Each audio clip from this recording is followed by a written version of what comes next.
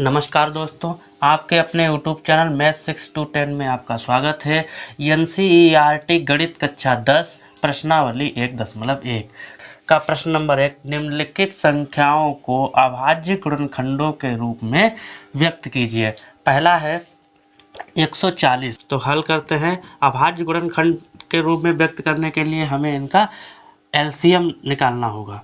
तो 140 का एलसीएम निकालते हैं। सबसे पहले 2 से विभाजित करते हैं, तो 2 सत्ते 14, एक 0 आ जाएगा। फिर 2 से विभाजित करते हैं, 2 तियाँ 6, एक बचा, 2 पंचे 10 हो गया। 5 से विभाजित करते हैं, 5 सत्ते 35, फिर 7 से 7 एकम 7। 140 का गुणनखंड हो जाएगा 140 का 2 गुणे 2 गुणे 5 गुणे 7, 2 की घात 2 गुणे 5 गुणे 7 आंसर। दूसरा भाग, इसे हल करते हैं। 156 का लासा निकालते हैं। 2 से विभाजित हो जाएगा क्योंकि अंत में 6 है। जिस संख्या के अंत में कोई सम संख्या होती है वो संख्या 2 से विभाज्य हो जाती है। तो इसको 2 से विभाज्य कर लेते हैं। 2 सत्ते 14, एक बच गया, 16 हो गया, 2 अट्ठे 16। फिर 2 से विभाजित करते हैं, 2 तियाँ 6, एक बच गया, 18 हो गया, 2 नेम 18।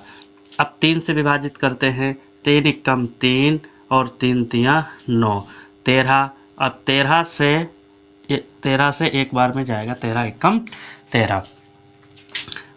गुणनखंड 156 2 गुणे 2 गुणे 3 गुणे 13, तो आ जाएगा 2 की पावर 2 गुणे 3 गुणे 13 आंसर। तीसरा भाग हल करते हैं। 38-25 का एलसीएम निकालते हैं। तो ये 3 से विभाज्य हो जाएगी। 3 एकम 3, 3 दूनी 6, 2 बच गया, 22 हो गया, 3 सत्ते 21, एक बच गया, 15 हो गया, 3 पचे 15। फिर 3 से विभाज्य हो जाएगा। 3 चक्कू 12, 3 दूनी 6, एक बच गया, 3 पचे 15, 5 अट्ठे 40, 2 बच गया, 5 25।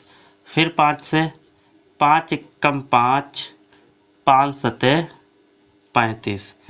फिर ये 17 से ही कटेगा, तो 17 एकम 17। गुणनखंड 38-25 के गुणनखंड 3 गुणे 3 गुणे 5 गुणे 5 गुणे 17। तो 3 की घात 2 गुणे 5 की घात 2 गुणे 17 आंसर। एक अभाज्य गुणनखंड है 38-25 का। अब इसका चौथा भाग 5005, इसे 5 से विभाज्य करेंगे, तो 5 एकम 5, ये 0 और 5 एकम 5 आ गया 1001। अब ये 7 से विभाज्य होगा, तो 7 एकम 7, 3 बच गया, 30 हो गया, 7 चौक 28, 2 बच गया, 21 हो गया, 7 तियाँ 21। ये 11 से विभाज्य हो जाएगा। 11 एकम 11, 3 बच गया, 33 हो गया, 11 तियाँ 33। और ये 13 से भी विभाज्य होगा, 13 एकम 13। तो 5005 के गुणनखंड हैं 5 गुणे 7 गुणे 11 गुणे 13। यही है आंसर। पांचवा भाग 74-29, 7429, इसे हल करते हैं, इसके अभाज्य गुणनखंड प्राप्त करते हैं। तो 74-29 ये 17 से विभाज्य है, तो ये 17 से विभाज्य बांटते हैं इसको। 17 चक्कू 68, 74 से 68 गया तो 6 बचा, इधर 62 हो जाएगा। 17 तियां 51, 62 से 51 जाएगा तो 11 बचेगा और 9, 119 हो गया। 17 सत्ते 119, 19 से विभाज्य है, 19 से कट जाएगा ये, तो 19 दूना 38, 43 में से 38 जाएगा तो 5 बचेगा और इधर 57 हो गया। 19 तियां 57। अब ये 23 से कटेगा तो 23 इक्का 23। ये 74 29 के गुणनखंड है 17 गुणा 19 गुणा 23। ये आंसर है। प्रश्न नंबर 2, पूर्णांकों के निम्नलिखित युग्मों के HCF और LCM ज्ञात कीजिए तथा इसकी जांच कीजिए कि दो संख्याओं का गुणनफल HCF गुणे LCM है। पहला भाग 26 और 91, 26 और 91 का LCM और HCF निकालना है। फिर जांच करना है कि HCF गुणे LCM है। हल 26 और 91 के गुणनखंड, तो 26 को 2 से विभाज्य है, 2 से काटेंगे, 2 एकम 2, 2 तियां 6, ये 13, 13 एकम 13। अब 91 ये 7 से विभाज्य है, तो 7 एकम 7, 2 बचा, 7 तियां 21, ये 13, 13 एकम 13। ये 26 और 91 के गुणनखंड 2 गुणे 13, इसमें 7 गुणे 13। एलसीएम में क्या होगा? एलसीएम में है उभयनिष्ठ होता है, उसकी अधिकतम घात लिख ली जाती है और बाकी जो शेष बचता है वो सब लिख लिया जाता है। तो 13 इसमें कॉमन है, 13, तो 13 लिख लेंगे। उसके बाद जो बचता है वो सब लिख लेते हैं, तो 2 बच गया और इधर 7 बच गया। 13 दूनी 26, 26 गुणे 7 हो जाएगा 7 छंग 42 के 2, हाथ से लग रहा 4, 7 दूनी 14 और 4 18, यानी कि 182। अब HCF में जो कॉमन होता है वो लिख लिया जाता है, तो कॉमन इसमें है सिर्फ और सिर्फ 13, तो ये 13 HCF है और 182 LCM है। अब इसकी जांच करना है, जांच करते हैं। जांच में A गुणे B बराबर HCF गुणे LCM, पहली संख्या गुणे दूसरी संख्या, मासा गुणे लासा। तो पहली संख्या A पहली संख्या, तो पहली संख्या ये 26, B 91, HCF है 13 और LCM है 182। अब 26 और 91 की गुणा, तो 26 और 91 की गुणा इधर कर लेते हैं, 91 और 26, 6 एकम 6, 6 नेम 54, 2 एकम 2, 2 नेम 18, 6 4 2 6, 8 5 13 और 2, यानी कि 23 66। इधर आ गया हमारा 23 66। इधर 13 दूनी 26 का 6, हासिल लग रहा है 2, 13 अट्ठे 104, 104 और 2 106, हासिल लग रहा 10, 13 एक कम 13 और 10 23, यानी कि 23 66 दोनों तरफ बराबर है, यानी कि LHS बराबर है RHS के, यानी कि left hand left hand side और राइट हैंड साइड बराबर है। उत्तर की जांच में ये बराबर है, तो इसका मतलब ये आंसर सही है। दूसरा भाग 510 और 92, तो इसे भी हल करते हैं। 510 और इधर 92 का, तो पहले इसको 2 से विभाज्य करते हैं। 2 दूनी 4, 1 बच गया, 11 हो गया, 2 पंचे 10, 1 बच गया, 2 पंचे 10। अब ये 3 से विभाज्य हो जाएगा। 3 अट्ठे 24, 1 बच गया, 3 पचे 15। ये 5 से विभाज्य हो गया। 5 एकम 5, 3 बच गया, 5 सते 35। ये 17 से विभाज्य होगा, तो 17 एकम 17। ये 2 से विभाज्य हो जाएगा। 2 चौकू 8, 1 बच गया, 12 हो गया, 2 छंग 12, 46 हो गया। इसे 2 से करते, 2 दूनी 4 और 2 तिया 6। ये 23 से विभाज्य होगा। 23 एकम 23। इधर 510 के गुणनखंड हो गए 2 गुणे 3 गुणे 5 गुणे 17 और 92 के गुणनखंड है 2 गुणे 2 गुणे 23। इसे घात के रूप में लिखा जा सकता है 2 की घात 2 गुणे 23। एलसीएम है जो कॉमन होता है उसके अधिकतम घात और बाकी जो बचता है वो सब लिख लिया जाता है। तो कॉमन इसमें 2 है, 2 की अधिकतम घात ले लिए, 2 की घात 2। बाकी जो बच रहा है सब ले लेते हैं। 3 बच रहा है, 3, 5 बच रहा है और इधर 17 बच रहा है और ये 23 बच रहा है। तो एलसीएम निकालते हैं इसका। 2 दूनी 4, 4 तियाँ 12, 12 पंचे 60 और 17 छक्का 102, यानी कि 1020 गुणे 23। इनके गुणा कर लेते हैं। इधर 1020 को 23 से गुणा कर देते हैं।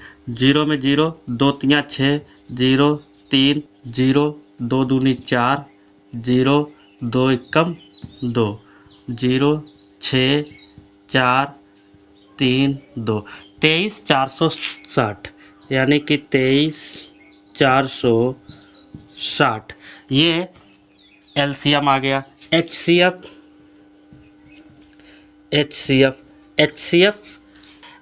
में होता क्या है, जो उभयनिष्ठ संख्या होती है उसकी न्यूनतम घात ली जाती है।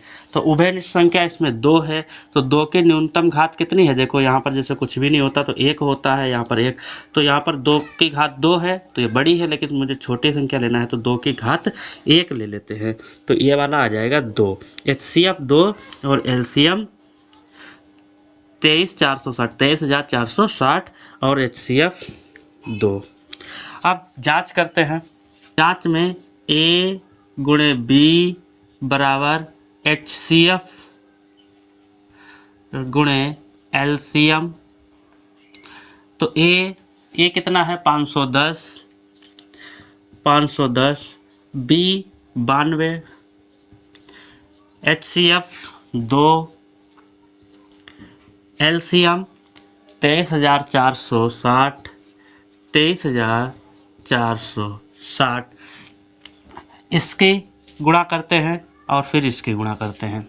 इसकी गुणा कर लेते हैं, फिर इधर, तो इधर कर लेते हैं 510 को 92 से गुणा करते हैं। 0 2 5 दूनी 10, 9 का 0, 9 एकम 9, 9 पचे 45, 0 2 9, 5 और 1 6 और ये 4, 46,920 आया। तो इधर 46,920। अब इधर देखते हैं इसकी गुणा। 2 में 0 में गुणा करेंगे तो 0 ही आएगा। 2 छंग 12 के 2 हासिल लग रहा है 1, 2 चौकू 8 और 1 हासिल का 9, 2 तियाँ 6 और 2 दूनी 4, यानी कि 46,920 और 46,920 दोनों साइडें बराबर है। तो LHS बराबर है RHS के, लेफ्ट हैंड साइड और राइट हैंड साइड बराबर है। तीसरा भाग 336 और 54, इसे हल करते हैं, देखते हैं। तो 336 और 54 इसके अभाज्य गुणनखंड करते हैं। 2 एकम 2, 1 बच गया, 13 हो गया। 2 छंग 12, 1 बच गया, 16 हो गया। 2 अट्ठे 16, फिर 2 से काटते हैं। 2 अट्ठे 16 और 2 चौकू 8, फिर 2 से काटते हैं। 2 चौकू 8, 2 दूनी 4, फिर 2 से 2 दूनी 4 और 2 एकम 2। अब ये 3 से कट जाएगा, 3 सते 21 और ये 7 से कट जाएगा, 7 एकम 7। इसे 54 को देखते हैं, ये 2 से कट जाएगा, 2 दूनी 4, 1 बच गया, 2 सत्ते 14, 27 हो गया। 3 से कट जाएगा, 3 नेमा 27, फिर 3 से 3 तिया 9 और 3 से कटेगा, 3 एकम 3। गुणनखंड 336 के गुणनखंड लिखते हैं, कितना है? 2 गुणे 2 गुणे 2 गुणे 2 गुणे 3 गुणे 7। तो 1 2 3 4 है, तो 2 की घात 4 गुणे 3 गुणे 7। 54 के गुणनखंड, तो 54 का गुणनखंड है 2 गुणे 3 गुणे 3 गुणे 3, यानी कि 2 गुणे 3 की घात 3। HCF और LCM लिखते हैं। LCM पहले निकालते हैं। तो LCM में 2 की घात कितनी है?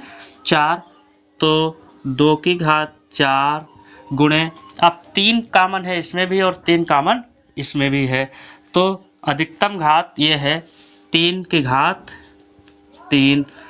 अब सिर्फ और सिर्फ 7 बच रहा है, तो ये हो जाएगा 2 दूनी 4 दूनी 8 दूनी 16 और 3 तिया 9 तिया 27।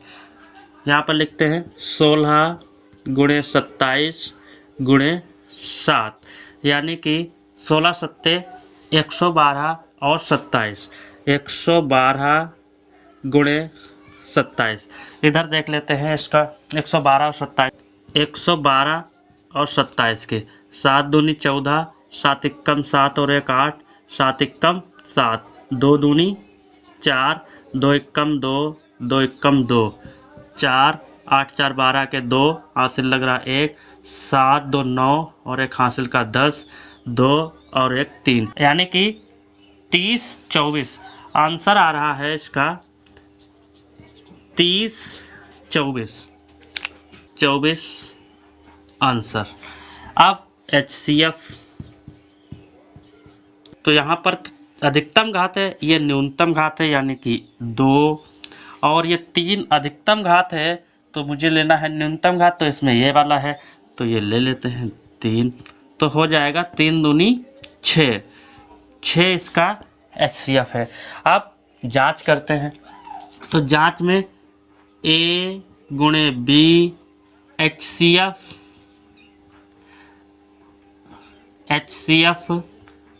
गुणे LCM,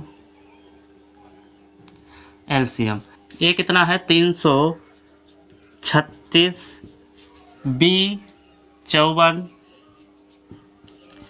HCF 6, LCM 3024। अब 336 और 54 के गुणा कर लेते हैं। यहाँ पर 336 की और 54 की गुणा, तो 6 4 छंग 24 के 4 हासिल लग रहा 2, 4 तिया 12 और 2 हासिल का 14, 4 तिया 12 और 1 हासिल वाला 13, 5 छक्का 30 का 0 हासिल लग रहा 3, 5 तिया 15 और 3 18 हासिल लग रहा 1, 5 तिया 15 और 1 हासिल वाला 16, तो ये आ गया 4 4 8 3 11 का 1 हासिल लग रहा है 6 7 और 1 हासिल वाला 8 और यहाँ पर 1, यानी कि 18 144 इधर आ रहा है 18 144। इधर देखते हैं 6 चौक 24 के 4, 6 दूनी 12 और 2 हासिल वाला 14 हासिल लग रहा है 1, 0 में गुणा करेंगे तो 1 रहेगा, 6 तियाँ 18, यानी कि 18 144 और 18 144 इधर भी आ रहा है। 18 144 और 18 144 इधर आ रहा है। LHS बराबर है RHS के। प्रश्न नंबर 3, अभाज्य गुणनखंड विधि द्वारा निम्नलिखित पूर्णांकों के HCF और LCM ज्ञात करना है। 12 15 और 21 के LCM और HCF ज्ञात करना है। तो पहले इनके गुणनखंड कर लेते हैं। तो 12 15 और 21 इनके गुणनखंड कर लेते हैं।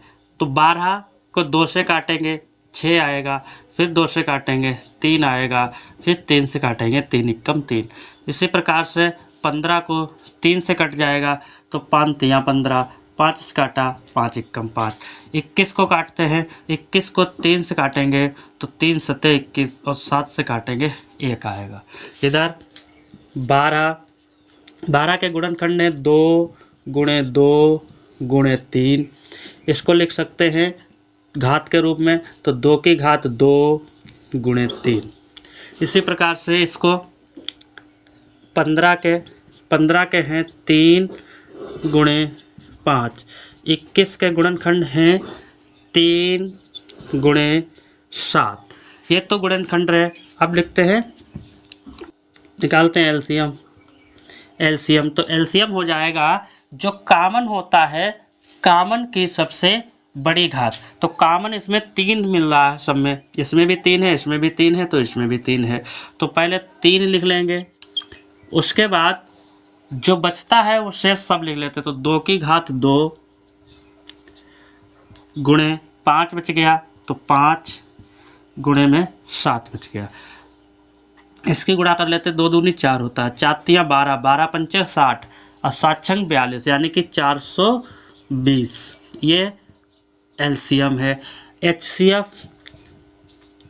एचसीएफ जो होता है उभयनिष्ठ की न्यूनतम घात। तो उभयनिष्ठ इसमें क्या है, इसमें भी 3 है, इसमें भी 3 है, इसमें भी 3 है, तो 3 सब में है, तो ये उभयनिष्ठ है। तो उभयनिष्ठ में न्यूनतम घात, तो न्यूनतम घात इसमें मतलब 1 छिपा रहता है। जैसे यहाँ पर जैसे ये है 3 की घात 1, यहाँ पर भी 3 की घात 1, 3 की घात 1, तो 1 लिखा नहीं जाता है, इसलिए ये 3 आ जाएगा HCF, क्योंकि 3 सब में है, तो 3 इसका HCF है। दूसरा भाग 17 23 और 29। 17 23 और 29 का LCM और HCF देखते हैं। तो 17 23 और 29 ये सिर्फ और सिर्फ स्वयं से कटेगा।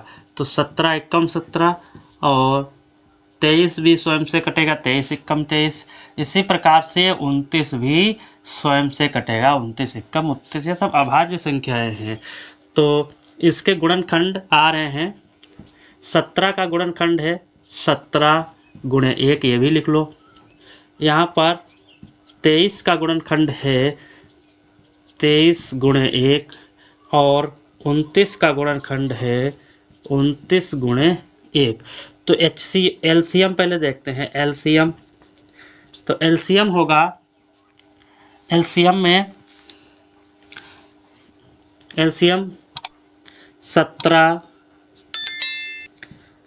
गुणे 23 गुणे 29, और एक भी चाहो तो लिख लेते हैं, क्योंकि इसमें 1 ही तो है, तो 1 भी कर लो, कोई बात नहीं। इसमें 1 से भी 1 का से गुणा कराने पर 1 का मान में कोई परिवर्तन नहीं होता है। 17 23 और 29 और 1 की गुणा कराते, तो 1 की 29 में गुणा होगी, 29 रहेगी। 17 और 23 की गुणा कर लेते हैं, फिर उसको 29 से गुणा करा देंगे।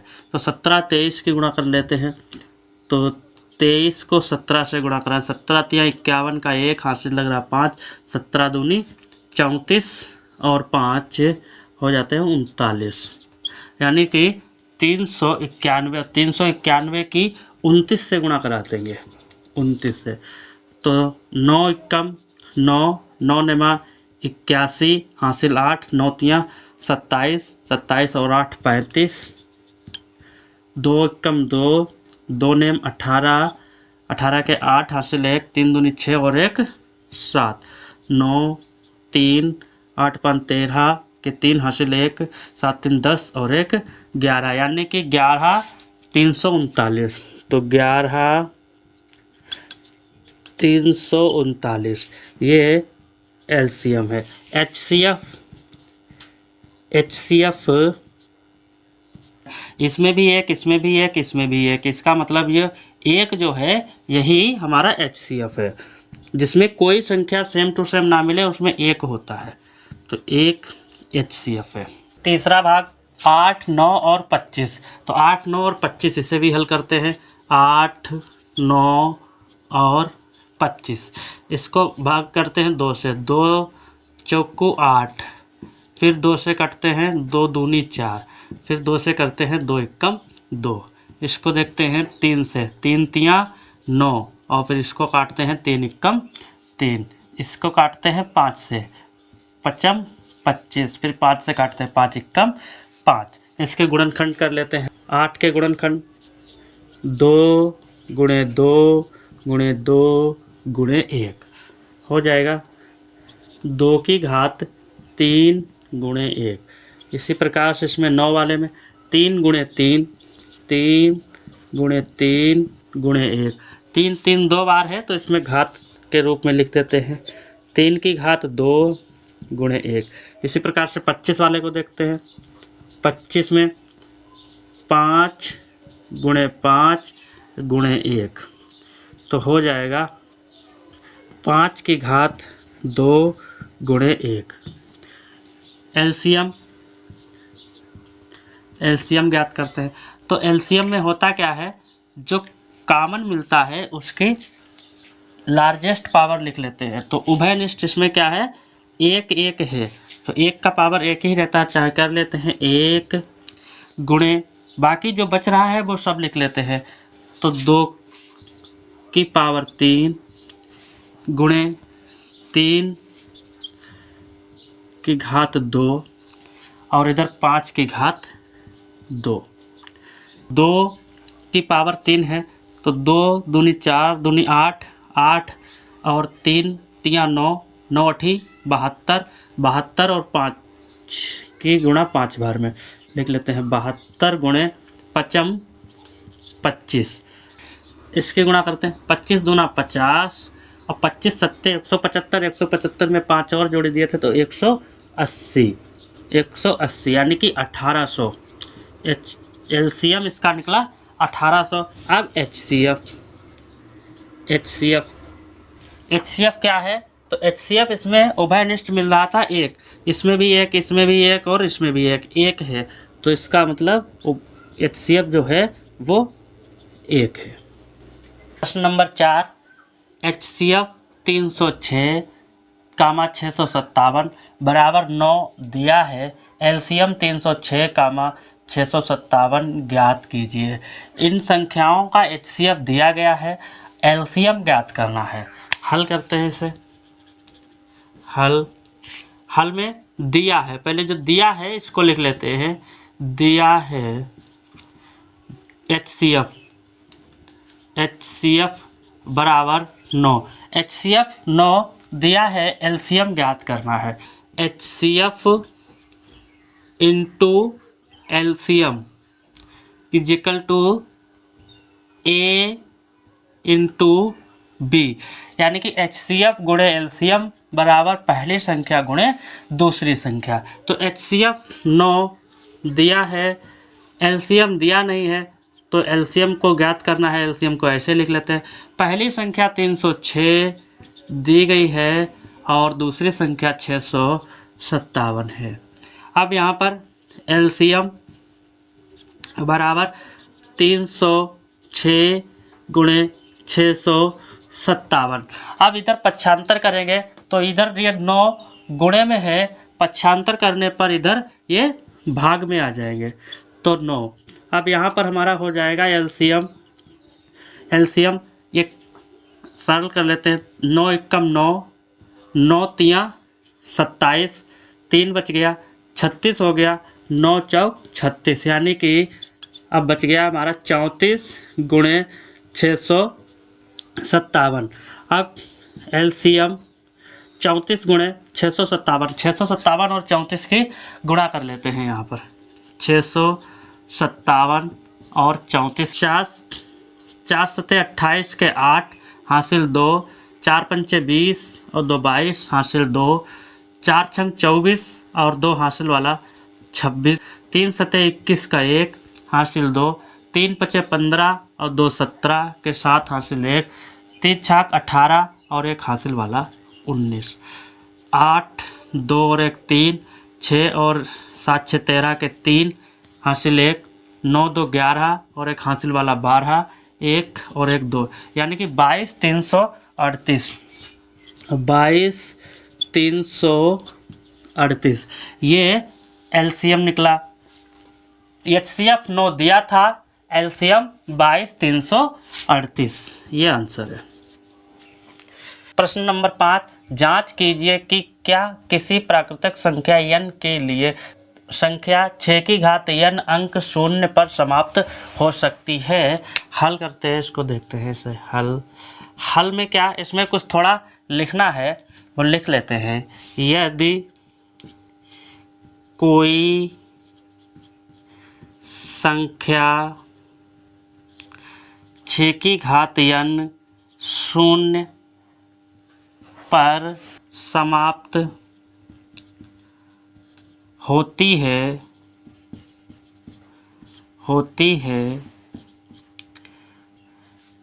तो वह संख्या 2 और 5 2 गुणे 5 से भी विभाजित होगी, परंतु यहाँ n कोई प्राकृतिक संख्या है, जैसे घात के रूप में है। n कोई प्राकृतिक संख्या है, जैसे 1 2 3 4 5 अनंत तक। अब कह रहा है क्या 6 की घात n कोई शून्य पर समाप्त हो सकती है। जैसे n का मान 1 रखने पर, तो जैसे 6 की घात 1 रखने पर तो 6 गुणे 1 बराबर में 6, 6 की जगह पर 2 रखने पर 6 का मान जो है 2 ले लेते हैं, तो 6 की घात 2 हो जाएगा। 6 गुणे 6 बराबर 36। इसी प्रकार से 6 n की जगह पर 3 रखने पर तो 6 की घात 3 तो हो जाएगा 6 गुणे 6 गुणे 6, 6 छंग 36 छक्का 216, तो 216। तो यहाँ पर 6 है, यहाँ पर भी 6, यहाँ पर 216 में भी 6 है। या इनके जब फैक्टर करेंगे तो 2 गुणे 5 के रूप में नहीं आएगा, जबकि ये 0 पर तभी समाप्त हो सकता है जब 2 गुणे 5 के रूप में होना चाहिए। 2 गुणे 5 के रूप में कौन होगा, तो 2 गुणे 5 के रूप में जैसे 10 है, 10 के फैक्टर करते हैं तो 2 गुणे 5 हो सकता है, तो 10 में आता है। तो ये देखो 0 पर समाप्त हो रहा है 10, तो 10 में 0 आ रहा है, इसका इकाई अंक 0 है, इसमें इकाई अंक 0 नहीं है। यहाँ पर 6 की घात n गुणे 3 की घात n, यानी कि मिल रहा है 2 की घात n गुणे 3 की घात n प्राप्त हो रहा है। यहाँ पर आ रहा है 2 गुणे 3, और जबकि चाहिए 2 गुणा 5 के रूप में। 0 पर समाप्त तभी होगा जब 2 गुणा 5 के रूप में होगा। 6 के गुणनखंड किए तो 2 गुणा 3 प्राप्त हुआ है, तो लिख लेते हैं यहाँ पर 6 के गुणनखंड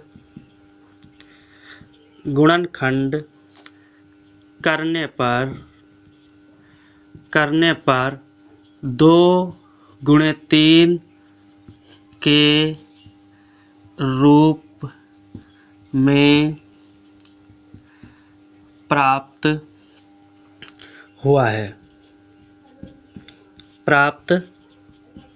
हुआ है। इनमें एक अभाज्य संख्या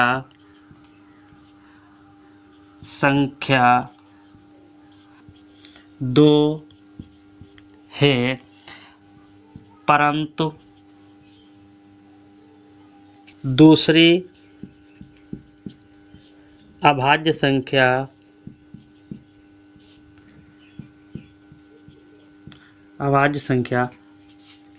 5 नहीं है। 6 के गुणनखंड करने पर 2 गुणे 5 नहीं आया है, 2 गुणे 3 आया है। यहाँ पर 2 तो एक अभाज्य संख्या है, परंतु दूसरी 5 अभाज्य संख्या नहीं है, दूसरी यहाँ पर 3 है। अतः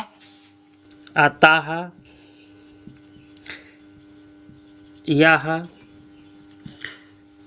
कभी भी शून्य पर समाप्त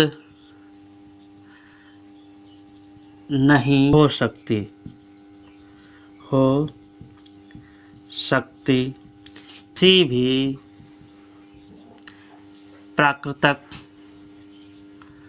प्राकृतिक संख्या n के लिए। अतः यह कभी भी शून्य पर समाप्त नहीं हो सकती। प्रश्न संख्या 6, व्याख्या कीजिए कि 7 गुणे 11 गुणे 13 प्लस 13 और 7 गुणे 6 गुणे 5 गुणे 4 गुणे 3 गुणे 2 गुणे 1 प्लस 5 भाज्य संख्याएं क्यों हैं। ये बताया गया, इसकी व्याख्या करना है। ये भाज्य हैं, लेकिन क्यों हैं, क्या इसका क्या कंडीशन है कि ये भाज्य हैं। तो हल करते हैं। पहले भाज्य और अभाज्य बताते हैं। भाज्य संख्याएं वो संख्याएं होती हैं जो किसी न किसी संख्या से विभाज्य हो जाए, 2 से या कोई और छोटे से छोटे उसके टुकड़े किए जा सकते हैं। अभाज्य संख्याएं वो होती हैं जो भाज्य ना हो। जैसे 4 ये भाज्य है, ये 2 से विभाज्य हो जाएगी, तो 2 दूनी 4 और 2 एकम 2। भाज्य का मतलब कम से कम वो उसके 3 गुणनखंड आ जाएं, कम से कम उसके 3 गुणनखंड होने चाहिए, ऐसी संख्या भाज्य कहलाती है। और इसमें देखो 3 गुणनखंड हैं, 2 गुणे 2 गुणे 1, इसमें 3 गुणनखंड हैं। अब तो ये भाज्य है। अब जैसे मान लिया 3 है, 3 ये 3 एकम 3, इसमें 3 गुणे 1, इसमें 2 ही गुणनखंड हैं, तो ये अभाज्य है। 3 गुणे 1 ये अभाज्य है, और इसमें 3 गुणनखंड मिल रहे हैं, तो ये भाज्य है। तो ये संख्या जो 4 जो है, ये सबसे छोटी भाज्य संख्या है। इस प्रकार से जिसमें कम से कम 3 गुणनखंड मिल जाए वो संख्या भाज्य होगी, और जिसमें 3 गुणनखंड ना आ पाए वो संख्या अभाज्य होगी। तो बताया गया है ये दोनों संख्याएं हैं तो भाज्य। कैसे हैं ये बताना है, गुणनखंड दिए गए हैं, इनको हल करके देखते हैं। तो जैसे 7 गुणे 11 गुणे 13 प्लस 13। अब इसमें 13 कामन है, तो 13 को बाहर ले लेते हैं, और बचता क्या है 7 गुणे 11, ये 1 यहाँ पर, तो यहाँ पर क्या 1 की 11 में गुणा करेंगे तो 11 ही हो जाएगा, प्लस यहाँ से कामन चला गया, 1 बच गया। यहाँ पर है 13, इधर 11 सते 77 और 1 78, यानी कि 13 गुणे 78। इसमें 3 गुणनखंड मिल रहे हैं, 300 मिल ही जाएंगे। 13 है, 13 तो अभाज्य है, लेकिन ये 78 का तो गुणनखंड किए जा सकते हैं। जैसे 2 से काट देंगे तो ये भी इसका, या 1 से कर लेते हैं, इसके आगे कुछ भी नहीं, चलो 1 लिख लेते हैं। तो देखो इसमें 3 गुणनखंड प्राप्त हो गए हैं, तो ये भाज्य है। अतः यह भाज्य है। इसी प्रकार से इसको देखते हैं। 7 गुणे 6 गुणे 5 गुणे 4 गुणे 3 गुणे 2 गुणे 1 प्लस 5। इसमें 5 कॉमन मिल रहा है तो 5 को कॉमन ले लेते हैं। क्या बच रहा? 7 गुणे 6 गुणे 4 गुणे 3 गुणे 2, एक तो बच ही गया था, इसमें एक में इसी में आ जाएगा, प्लस 1। इसको हल करते हैं। इधर 5, अब इधर 7 छंग 42 गुणे 4 तियां 12, 12 दूनी 24 और 1 25,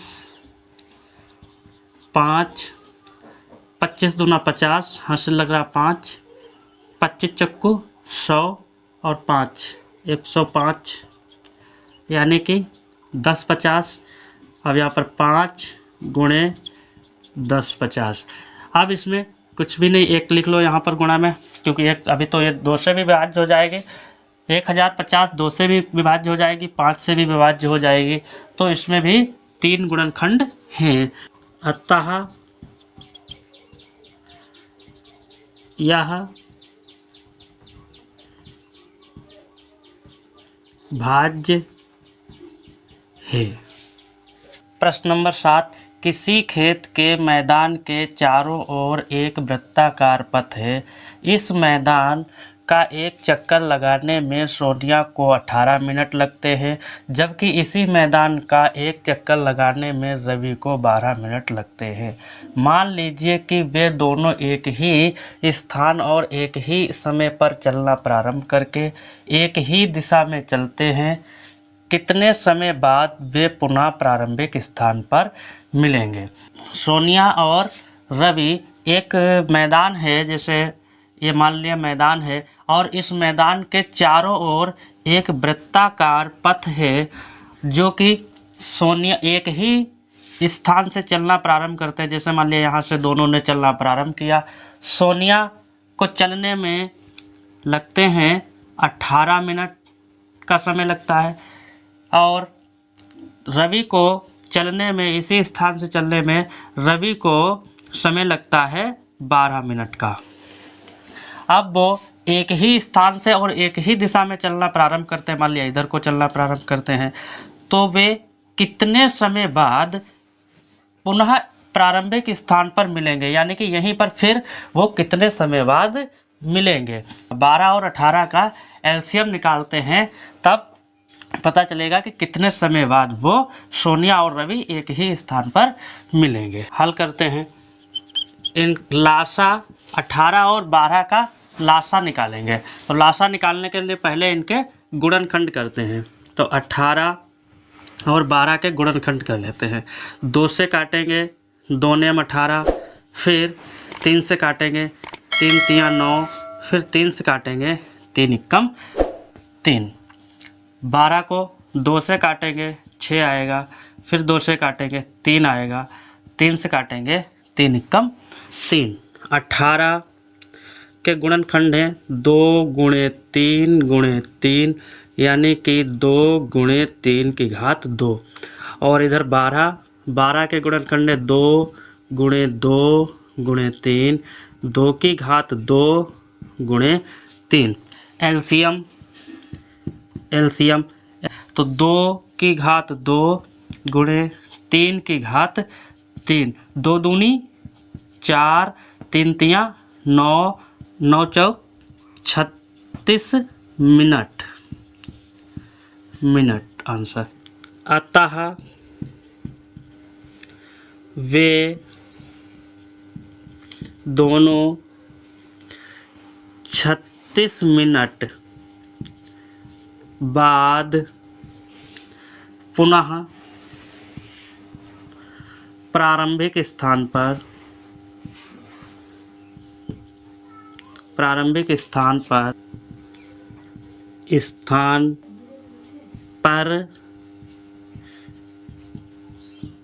मिलेंगे।